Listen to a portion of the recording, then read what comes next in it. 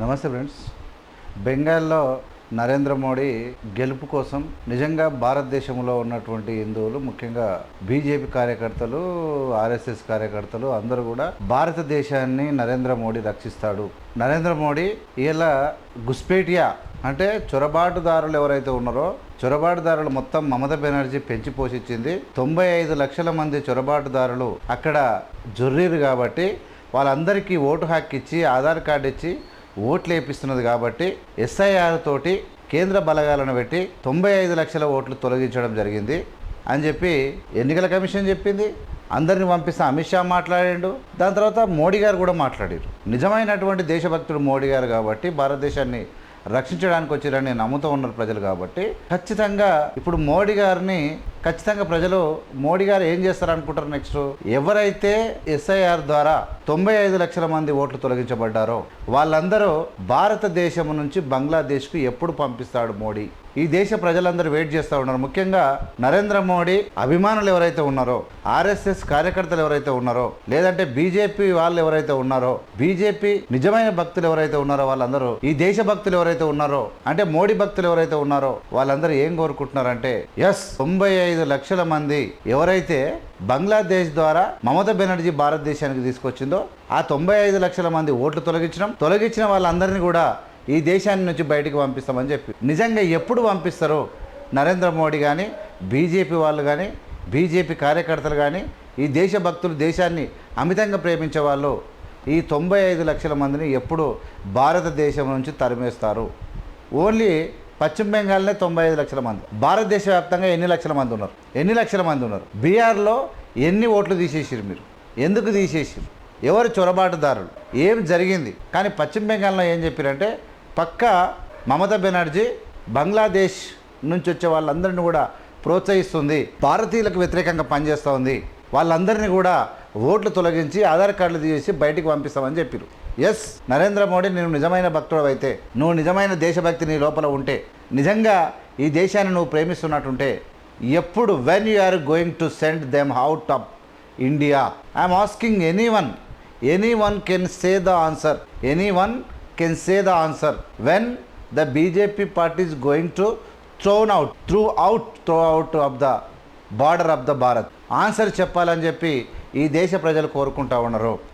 లేకపోతే ఒకవేళ ఆ విషయం మీరు వాళ్ళందరినీ మీరు బయటికి పంపలేకపోతే మీది బట్టెవాజీ బద్మాసి రాజకీయాలని మీరు ఒట్టి పోరంబోకు మాటలు మాట్లాడి భారతదేశంలో చిచ్చు పెడుతున్నారని, మీ అబద్ధాలతోటే ఈ ఎస్ఐఆర్ ఎన్నికల కమిషన్ మీరంతా పదురుకొనే ఈ దేశంలో ఆరాచక శక్తులుగా తయారయ్యారని చెప్పి దేశ ప్రజలు తరుముతరు మామూలు ఉండదు. ఎవరికి కూడా పుట్టగతులు ఉండవు.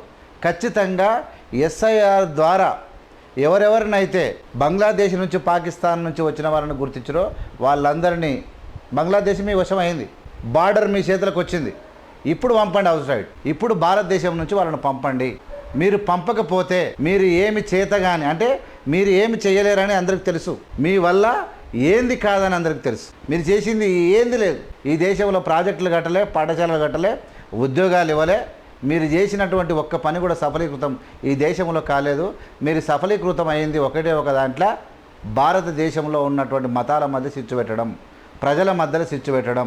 నెక్స్ట్ రెండవది, ఎన్నికల కమిషన్ను సుప్రీంకోర్టు ప్రధాన న్యాయమూర్తిని తొలగించి ఎన్నికల కమిషన్ను ఎన్నుకోవడం ద్వారా ఎన్నుకునే విధానంలో మీరు సఫలీకృతం అయ్యారు తప్ప మీరు ఎక్కడ సఫలీకృతం కాలేదు.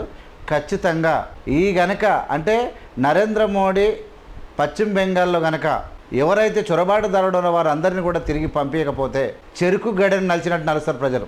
మళ్ళీ ముఖం ఎత్తుకోనికే మళ్ళీ బీజేపీకి పుట్టగతులు లేకుండా చేస్తారు. గుర్తుపెట్టుకోవాలి, పెరుగుట విరుగుట కోసమే. మీకు మీ యొక్క భక్తి ఏంది, మీ యొక్క దేశభక్తి ఏంది, మీరు ఏ విధంగా చేయగలరు మీరు చెప్పిన దాని మీదనే కదా. ఖచ్చితంగా ఎవడెవడైతే చొరబాటుదారులు ఈ దేశంలో ఉన్నారో, హైదరాబాద్లో ఉన్నారా, బంగ్లాదేశ్లో ఉన్నారా, గుజరాత్లో ఉన్నారా, ఎక్కడ ఉన్నారో వాళ్ళందరినీ గుర్తించి పంపండి.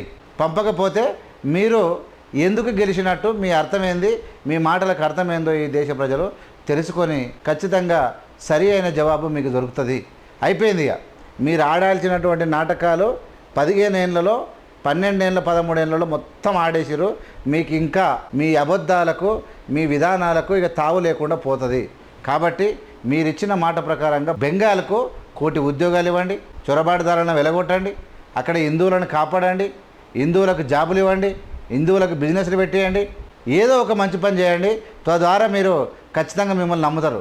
లేకపోతే మీ వల్ల, మీ జమ్మూ కాశ్మీర్ వల్ల, మీరు చేసినటువంటి పనుల వల్ల ఒరగలేదు. మీరు చేసినటువంటి ఏం చేసినా, అగ్నిపత్తు తీసుకొచ్చినా ఏం రాలేదు, లేదంటే నోట్ల రద్దు, నోట్ల మార్పిడి కట్టిన మీ వల్ల ఏం కాలేదు. ఇక సబ్కా సాథ్ సబ్కా వికాస్ తర్వాత ఒక్కటి కాదు మీరు పెట్టింది, మేక్ ఇన్ ఇండియా ఉత్తదే, అది ఫేక్ ఇన్ ఇండియా అయిపోయింది. మీరు ఇక దాని తర్వాత అనేకమైన కార్యక్రమాలు పెట్టారు. మీరు పెట్టినటువంటి ప్రతి కార్యక్రమం అట్టర్ ఫ్లాప్. మరి ఇప్పుడు కనుక పశ్చిమ బెంగాల్ వస్తే ఈ దేశాన్ని మార్చేస్తామన్నారు. మీ కథ, మీ టాలెంటు, మీ ఆటలు ఈ దెబ్బకు బీజేపీ ఉండడమా ఊసిపోవడం అనేది ఈ దేశంలో ప్రజలు తెలుసుకుంటారు. చూస్తూనే ఉండండి AVM media. AVM media like చేసి, షేర్ చేసి, సబ్స్క్రైబ్ చేసి ప్రజలకు పంపండి. జై హింద్, జై భీమ్, జై Bharat. Thank you so much.